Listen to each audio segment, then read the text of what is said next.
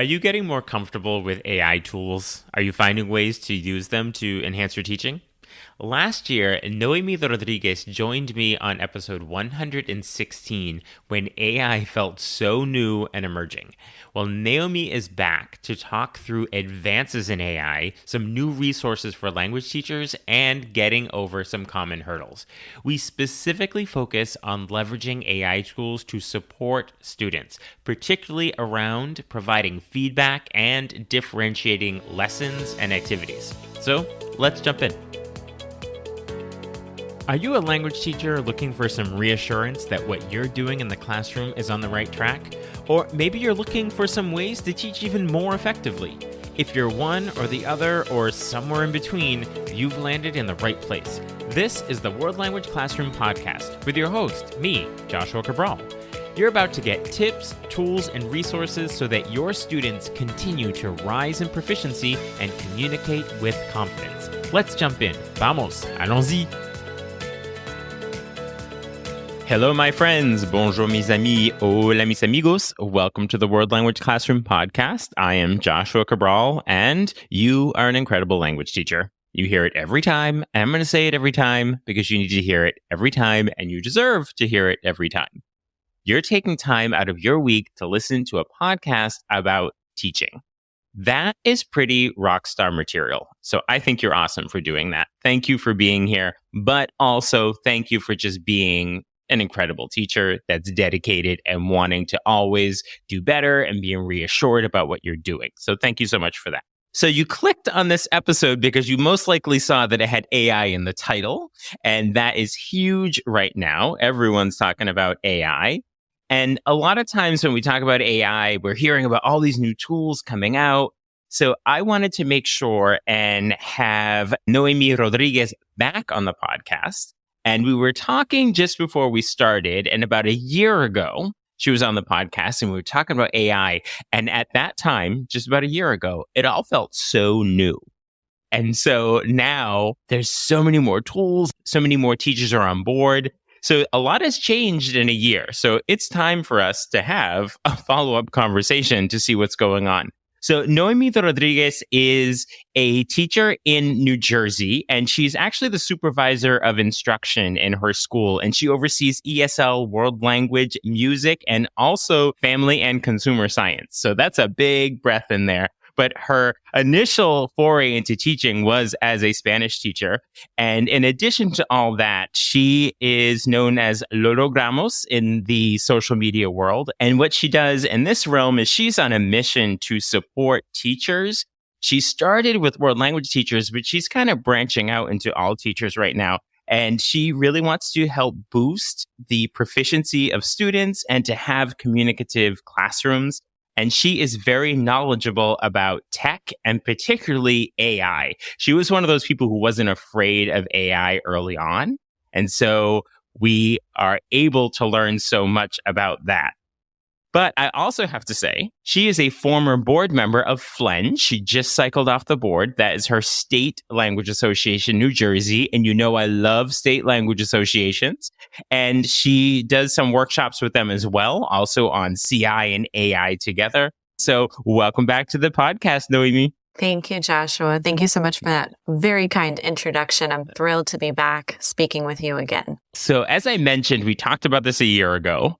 And so before we get into the nitty gritty about using AI tools to support students, what has happened in the last year with AI since we last talked?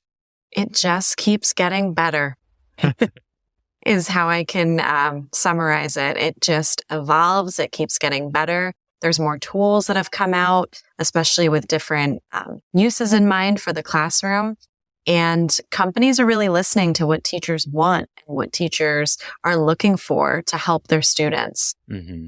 So the more teachers are using the materials and the different applications available, the more they're listening to what teachers want. So have you seen any adaptations or changes, modifications to existing tools based on how teachers have been using them or what they needed?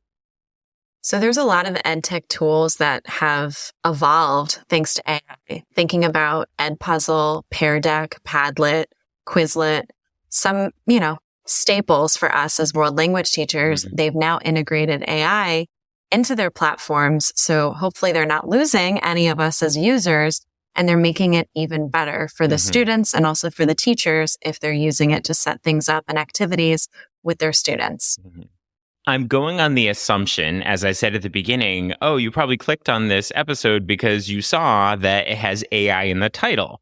So for those teachers who clicked on it and they may not actually know what AI is, can you give us a quick kind of definition or description of what that is when we're talking about AI?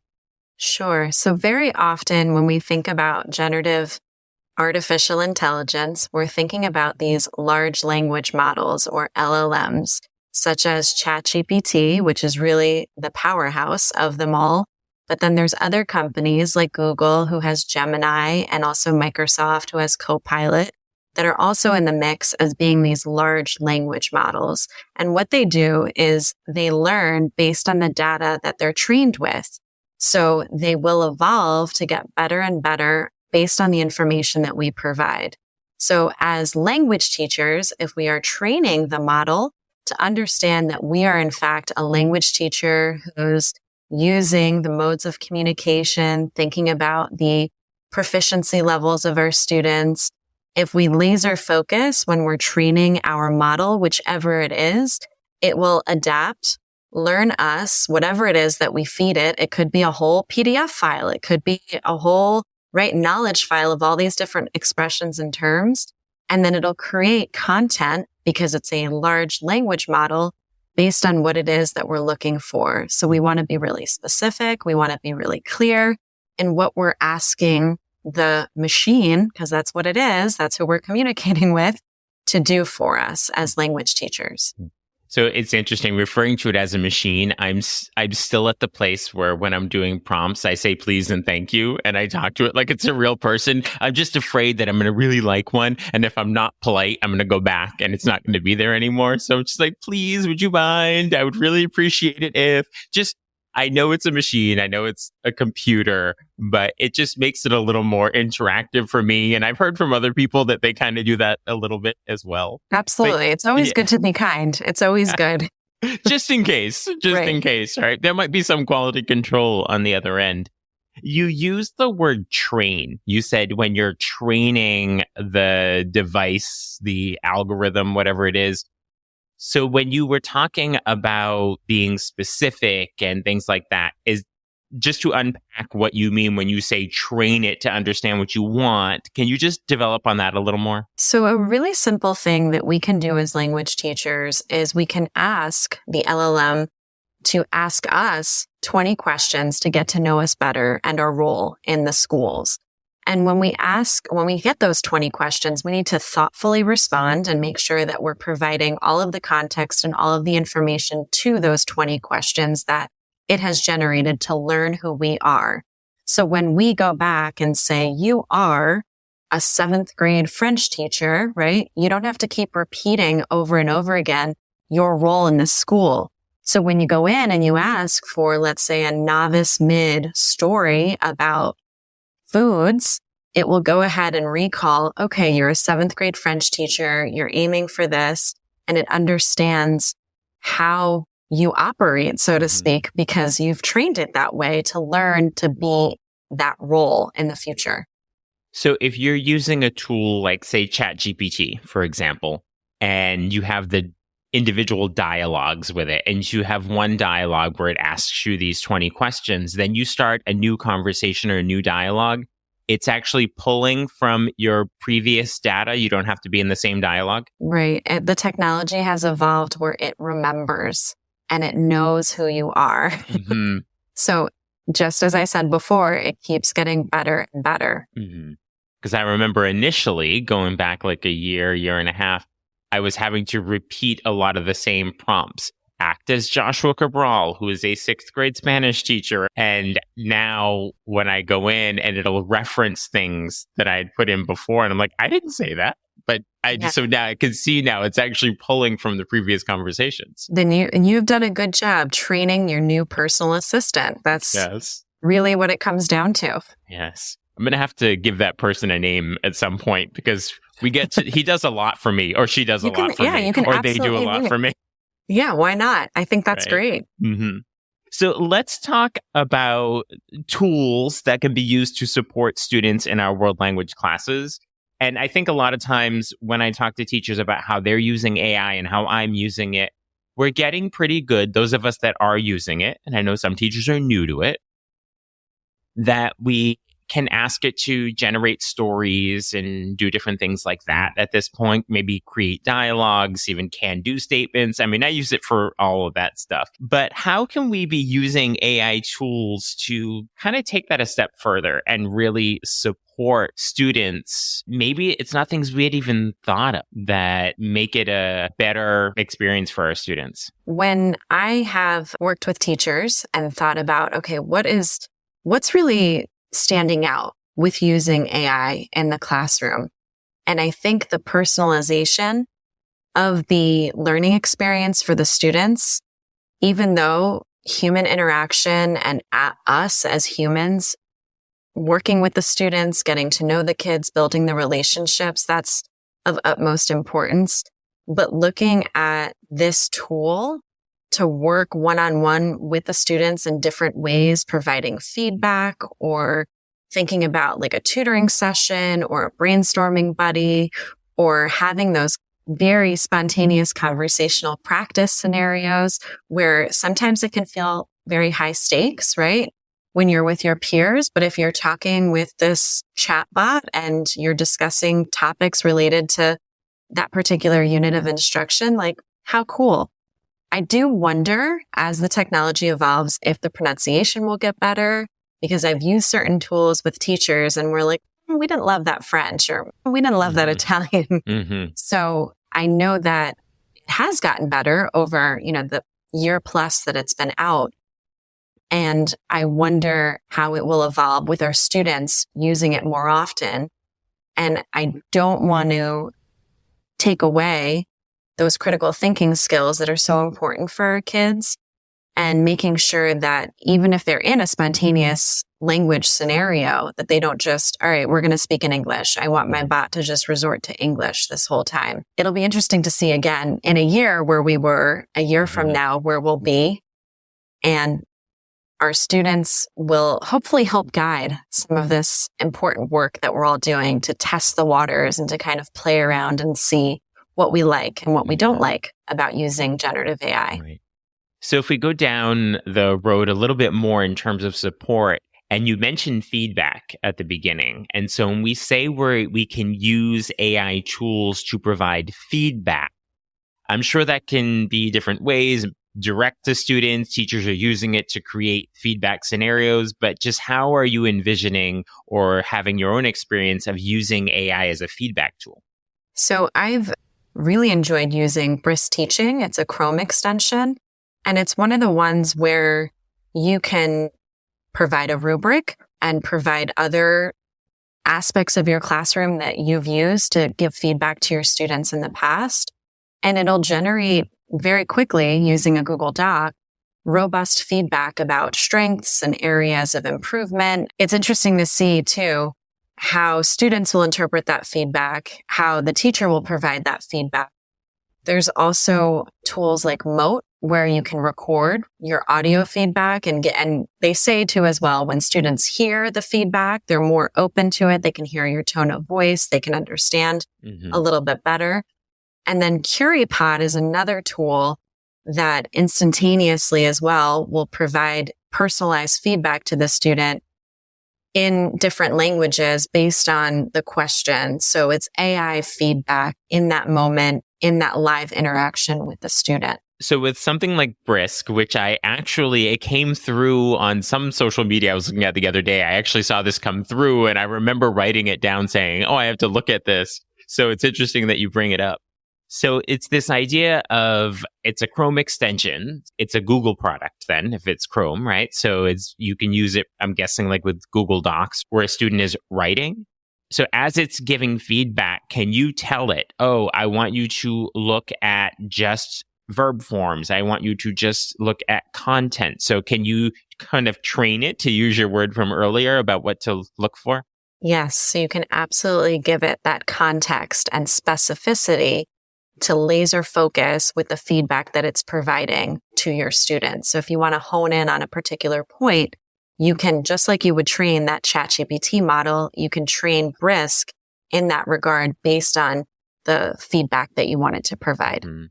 And when it provides the feedback, can you, as the teacher, override or modify that feedback, or is it what it is? You can override, you can modify because it becomes a Google document. So it'll generate a Google document based on what it is that the student submitted. So it works very well with Google.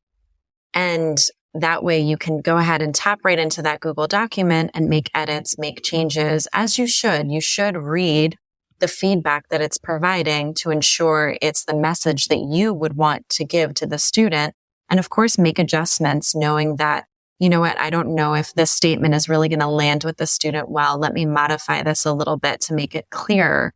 So with anything that generative AI creates for us, it's really important to read it, to understand what it's producing and not just blindly send it or blindly pass it along as if it's your voice, because it's not. Mm-hmm. So I'll be interested. I don't know if it does this yet, or maybe in a year from now when we have this conversation, it'd be like, now it can do that. So I'm wondering if a student does a revision and they resubmit it, can it overlay the original feedback and see if they addressed it? I wonder that too. I know that working with Google Docs, you can see the revision history and you can see the student's edit. So I'm not sure if it does it yet, but that's a great, I'd be curious to see if it does that already or if it's going to evolve to that level. And I think that feedback section there is going to be pretty mind-blowing for a lot of teachers. I think it might even notice things that we wouldn't have picked up on, or you can have it pick up on just the grammar or just the content. And then you go in and you look at, if it's doing grammar, you do content. Then you can actually just focus on the content and not be concerned with the grammar, because that's something that happens when you're holistically grading something. I'm like noticing and pointing out the grammatical issues, and it's hard to keep focused on the content. But if you can have Brisk look at the grammar and you just look at the content, or vice versa, then that could work really well as well. Absolutely. I love, too, being able to upload a rubric that I've already used with my students, and it provides that descriptive feedback based on each of the rubric categories. So that, too, as part of the writing process, how that rich feedback could serve in the student's benefit with that second or third draft in mind. If you're implementing something like a writer's workshop in your classes where you want the students to re-enter that writing piece to hopefully make it stronger and stronger. So to continue with the support, I want to move from feedback to the idea of differentiation. And so how can we leverage AI tools to authentically engage in differentiation in our classrooms? I think this is an area that's a bit of a challenge for teachers because it can be a considerable amount of work to provide multiple versions that are specific. So how can we be leveraging AI for differentiation? So I really appreciate tools like diffit.me. Brisk Teaching as well has the ability to level text right away, creates that Google document as well. And any text that's online, YouTube videos, for example. And then Diffit has those same capabilities. What's nice about Diffit is the export features and the fact that it will create the version for you.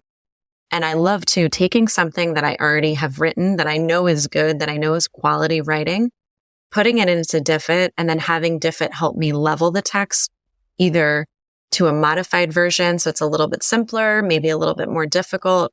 And then having those versions available for my students to say, you know what, I'm going to go with version A today to understand this content versus I'm going to level up, Miss Rodriguez, and I'm going to go to version B or version C based on us all learning about this particular concept. So that way we're meeting students where they are and we're giving them a lot of good choice, which is a very important aspect of differentiating well. I would like to hear your thoughts specifically as someone who works in this realm of AI with teachers a lot. There are two sides to this. One, there's fear, not fear of using it, or am I going to understand it? It's the fear of how am I going to be perceived if I'm using this? How are people going to see me? Are they going to see me as I'm not doing my job? because it wrote the thing for me. Or I'm not doing my job because I didn't use feedback on my own. I used something like Brisk to do the feedback. So walk us off the ledge a little bit when it comes to that, because teachers are also afraid of they're going to take our jobs. AI is going to take our jobs, so there's all of that kind of fear that's going into it. So just let's talk about that for a little while, elephant in the room. It's totally fair to have fear with a lot of these really big questions. And I will share that in language learning, understanding how it can be very difficult, you really do need someone to guide the way and immerse you in the language and make it comprehensible and hopefully engaging and exciting. And you're learning all of these really cool aspects of that target culture in the process. So I don't see it replacing language teaching, but I do see it as enhancing language teaching and hopefully providing that assistance that we so deserve as language teachers, because we wear so many hats, we do so many different things. And I get that, does this feel like cheating? Or is it okay for me to use this to do this? At the end of the day, if it saves a little bit of time and you are going in and modifying it using your HI or human intelligence, as many are calling it in the social media world, it's still your work. It still says, right, and does what you would want to do. So I would encourage folks to hopefully shift towards a mindset of understanding and, of course, going through and recognizing that it can't do everything as well as we can. So you got to take bits and pieces, still make it your own. If it can save you a little bit of time, or if it can give you a new idea, or potentially help your student feel confident in practicing their language, we can start to hopefully continue the conversation in that direction. Yeah, when I first started using AI tools, I was with that mindset, the mindset I was talking about. And so I didn't want to tell people, or didn't you do this? But then for me, and this can come off as a recommendation, I just want to talk about my personal experience for a second, that when I was able to understand that I was doing it with integrity as a teacher, and then what I realized that the way I discovered this idea of integrity with it was when I was using it to save that time, it wasn't that I was then spending time in the faculty lounge hanging out with friends because I had all this extra time. Is when I was gifted the time that I didn't have to put in because AI was doing it, I was able to do other things that were way more creative that I never would have had time to do before. So once I had that realization, that's where the integrity came in for me personally. That's incredibly powerful and insightful as well. Just normalizing that this is something that we can use, and then it opens up the ability to, like you said, try other creative things. And maybe it's working with a student one-on-one and doing some tutoring that maybe you couldn't do before because you had to spend your prep doing this. The emails are not going to stop, right? The grading is not going to stop. But perhaps the planning, the content creation, we can get some assistance. There are things I did in my classes last year that I was only able to do and create and engage in because I had the time that I gained from using AI. And when I sat and looked at it and said, why have I never done this before? And I was like, oh, that's right, because I had to spend an hour and a half writing the story before. Now I have an hour and a half to come up with the Smash Doodle book that we're going to use after with the story, which was way more fun to create, way more fun to do. So that's that whole mindset in there. You mentioned a couple of tools as we were going through. Are there any that you want to really put out to make sure that teachers are leveraging and trying out? There's another tool that I haven't mentioned yet that also provides feedback and serve as that conversational buddy, and I think is going to keep evolving and getting better and better. It's called Mizu, and I've tested it out on a few occasions with just setting up chatbots to communicate with whomever it is on the other side of the screen. And these chatbots can be anyone. which is pretty revolutionary in the sense that if you want to bring someone back from the dead, you can do that through this platform. So if you want your students to interact with, let's say, a famous artist from history like Frida Kahlo, they can do that now thanks to Mizu.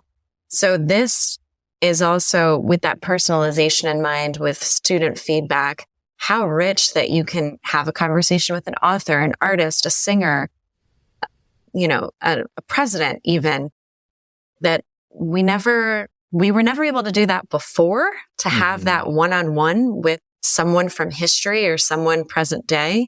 That is pretty extraordinary. That's also just a good reminder to us that when we look at AI tools, it's not just the ChatGPT generating a text based on an input, but AI has so many different definitions of what it is right now. Like I wouldn't have originally thought of that's AI creating that persona, so there's all these different realms that it's going into.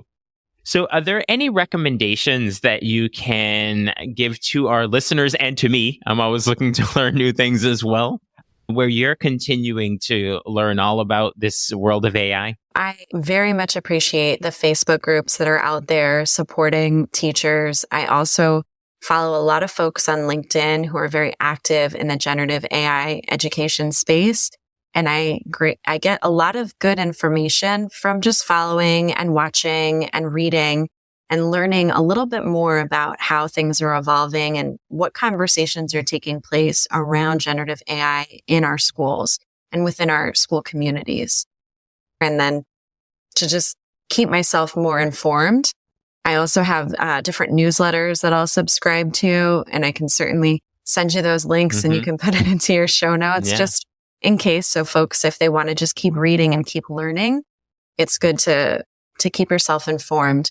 But it can be overwhelming. So I just want to say I love this technology to the sense that I get excited to learn more about it. But I understand that I may be operating on my own island here, and it may be worthwhile to have bite-sized pieces of the information and not kind of the fire hose that you might feel like you're drinking from. So I wanted to make sure I mentioned that it's okay to be on your own AI literacy journey and just be taking kind of those small steps and small implementations. You really have to do what's best for you and what you feel you're ready for. Earlier this week, Noemi had an event. It was an virtual AI event where teachers came in and there were these breakout rooms and we were all talking about AI. And the number of new tools I heard people just mention in that space, we were together for about an hour and a half and I just had this huge list and I got to the end and I thought, I need to try this and I need to try this. And so that is challenging. You want to try it all. But I find, again, personally for myself, I have 2 or 3 that I just keep going back to. And I always feel like, those work the best for me. But now, in hindsight, the way we started our conversation, I just think I've used them so much that I've trained them that they know what I want. So it's actually better to find a few and make sure you're training them rather than trying to talk to everyone at the party. Right. And it all goes back to what are your goals, right? With using the tools and what is it that you're looking for it to do? So having that mindset going in, and perhaps it's good to stick to those 2 or 3 that you're comfortable with, or even going back to a tool like Padlet or Pear Deck or Edpuzzle that you have familiarity with and you feel comfortable using, and just seeing now kind of the new AI bells and whistles that have been added on to that platform. It's okay to kind of stay on that technology island a little bit and not go, too far down the rabbit hole with so many different tools, because it's impossible to learn everything really well. But if you feel comfortable and confident with a few, then stay there. So how can we be connecting with you to get into your world and onto your island, as you called it, of AI? So I have a Facebook community. It's called Team Lologramos. And also on social media, it's at team_Lologramos. And we're an active community where I tend to share a lot, of course, especially when it comes to AI, but there's also other Tuesday tips and monthly meetings, really with the intentionality of bringing us together to support one another and the good work that everyone's doing, because it truly does take a village. And it's awesome to never feel like you're in isolation, to always feel like you have some other folks that have got your back, that are in your corner to help guide you and to help hopefully give you some inspiration and some good information about relevant topics in your classroom. I always like to leave our listeners with a hearty piece of advice at the end. And you just gave us a bunch of advice in there. So I want to see if you can pull one more nugget out of there before we say goodbye. My advice to anyone who's listening is to just keep playing, stay curious, experiment with AI, and think about that end in mind and what it is that you're looking for it to do and help you with. Thank you for everything that you shared with us today. And it was great to have the comparison to when we had the conversation last year to where we are now. And so I look forward to doing it again in about a year from now, where we can look back and see where we are now and how far we've come, because I'm sure there's going to be a lot more to discuss. But thank you so much for being here. Thank you so much for having me again. I really appreciate it. What are your takeaways from that conversation with Noemi Rodriguez? It is my sincere hope that you are seeing AI tools as a way to save yourself time and energy so that you can refocus it in more creative ways. Be sure to check out the show notes to connect with Noemi Rodriguez. You'll also see the link to sign up for Talking Points, my weekly email newsletter with tips and resources for language teaching. There are also links to get in touch with me if you would like to work together. We can do that either in person in your school or remotely. I will talk to you soon. Bye for now. Thank you for listening to the World Language Classroom podcast. Be sure to follow or subscribe wherever you're listening so that you never miss an episode. Let's keep the conversation going on social media. Connect with me on X, aka Twitter, Facebook, and Instagram at WL Classroom. And for even more valuable resources, visit my website, WLClassroom.com, where you'll find over 300 blog posts about language teaching. So stay inspired, keep growing, and continue making a difference in your language classroom.